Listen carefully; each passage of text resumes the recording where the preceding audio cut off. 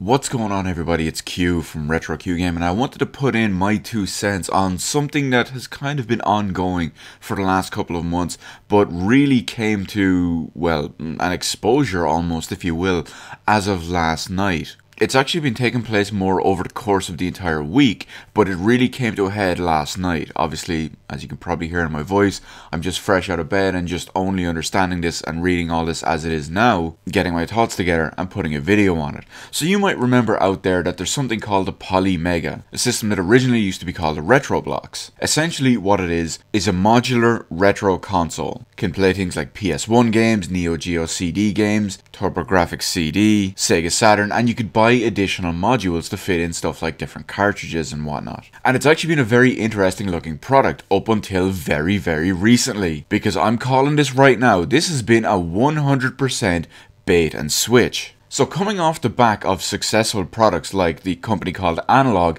who made stuff like the Analog NT and what I personally own, the Analog Super NT, utilizing FPGA hardware, which does not use emulation, because we all know emulation is generally inferior to actual hardware. And FPGA gets around this by offering 100% accurate, or at least 99.9% accurate, reproduction of basically every game you can think of, including add-ons, extras, multi-carts, things like that. I know personally the weirdest thing I've ever used in my Analog Super NT is an English repro cart of Secret of Mana 2.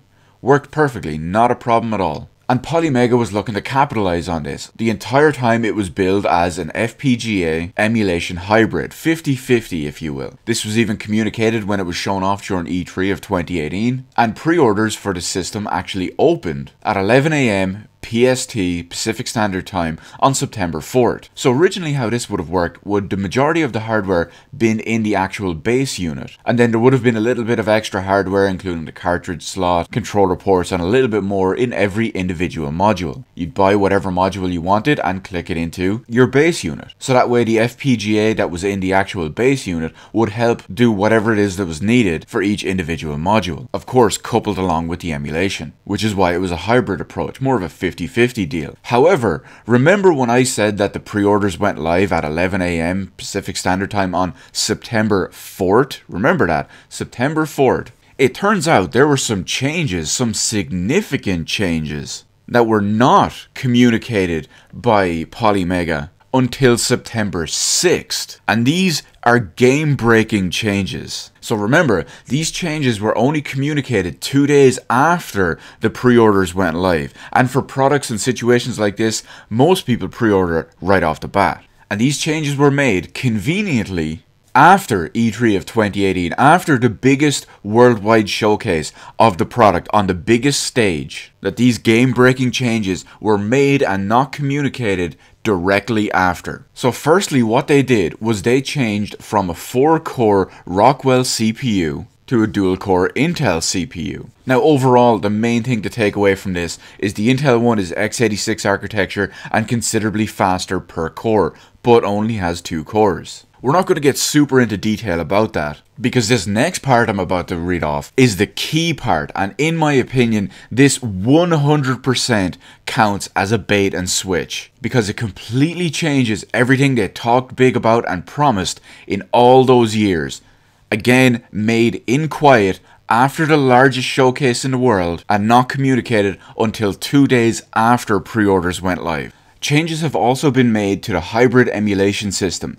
FPGA has been moved out of the console itself and into select modules to accommodate the larger CPU and addition of more systems. The first FPGA model will be the Famicom if the reward level is reached. The base unit is compatible with FPGA models from day one, and no hardware upgrade will be required. The SNES launch module will not be FPGA based, but at a later revision will include this functionality. Meanwhile, there are no plans for TurboGrafx, PC Engine, NES or Mega Drive Genesis to use an FPGA module for the time being.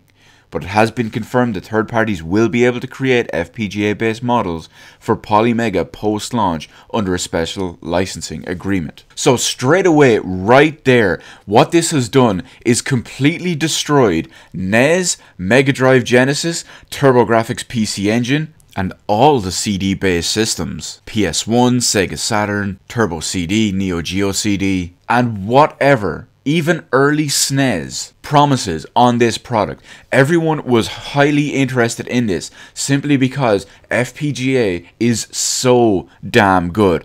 FPGA has solved all the problems that everyone hated with emulation. For years, Polymega has hyped up this system with FPGA. And then quietly behind closed doors, after the largest showcase of the year, so close to pre-orders, this was all changed and removed.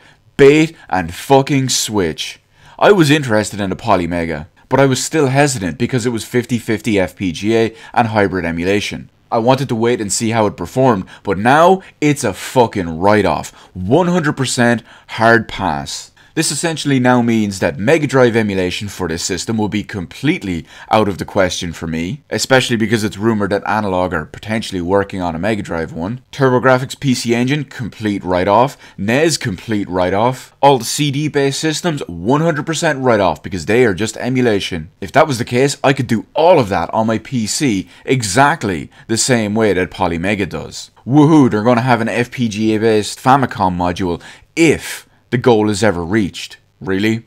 FPGA Famicom? And the SNES module, which is the most important one when it comes to cartridge based games, is not going to be FPGA based. A revision down the line will probably make it so. I say probably because at this point you obviously can't trust this company. But another key important thing is now all these CD based systems are no longer utilizing FPGA whatsoever, which was arguably the largest draw for this entire system. All I can say is Polymega is now a hard pass. I now no longer give a shit in any way, shape or form whatever it's praised about, because frankly I don't trust it, and secondly it's basically about consumer confidence, and you prove to me that you're lying scumbags, or at least shady underhanded ones. So let me know in the comment section below your whole thoughts on the Polymega situation. Were you interested in getting one? Are you still getting one? Has the news that they underhandedly announced post pre-order launch that they completely changed away from the hybrid FPGA emulation system to just 100% emulation in almost every case? Is that a write-off for you because they did it underhandedly? Didn't communicate it even though it was all done behind closed doors? Or what's the deal? Let me know all that good stuff in the comment section below.